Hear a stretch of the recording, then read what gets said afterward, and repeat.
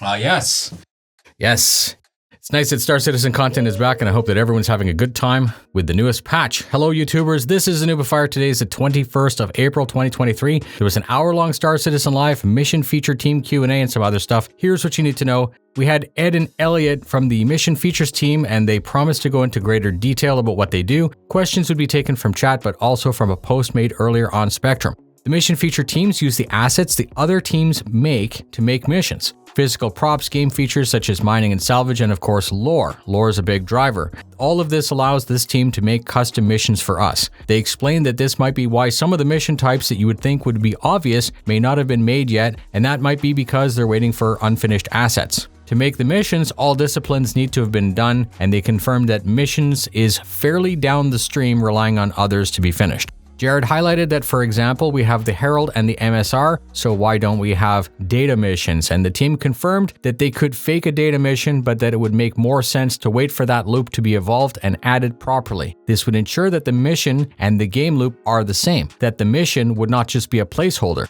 Jared said that they were near being ready to produce a tour of the UK office, which is exciting. They spoke about scaling the difficulty of the missions to suit larger groups of players. They admitted that most of the missions that aren't those large-scale dynamic events are scaled quite small.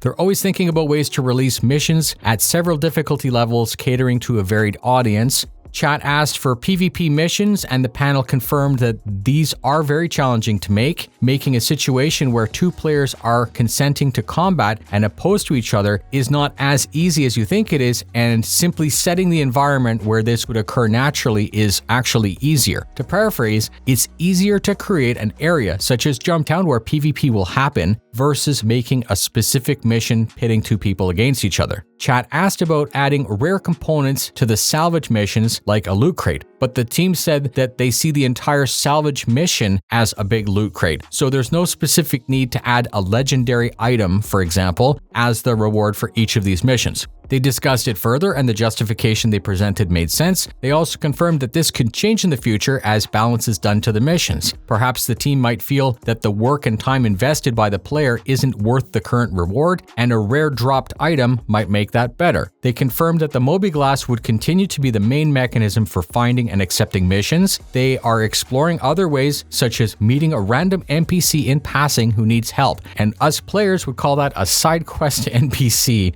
Not all missions in an alpha work perfectly, and they spoke about bug fixing versus workarounds. Some bugs remain persistent from patch to patch, and the team then sometimes chooses to take a mission offline for an entire patch until it can be addressed properly. Refueling was designed with the intent to add NPCs as part of the released mechanic. It is currently a player-on-player mechanic, and in the future this will be something that you can delegate to an NPC, but this is waiting on many other behavior systems. Again, they don't want to fake something when they are going to have to do it again anyways. They're interested in adding larger cargo missions, but a more complete cargo system is needed for the same reasons as what I just spoke about. Jared spoke about the new roadmap having cargo elevators listed as a nearer-term goal. Reputation is now being managed by this team, and they're working on reputation based on hostility. Be bad more often, and more bad people will care less if you go into their bad areas. But if you start killing lots of bad people in the bad areas, they will start to hate you more as well. After a short segue,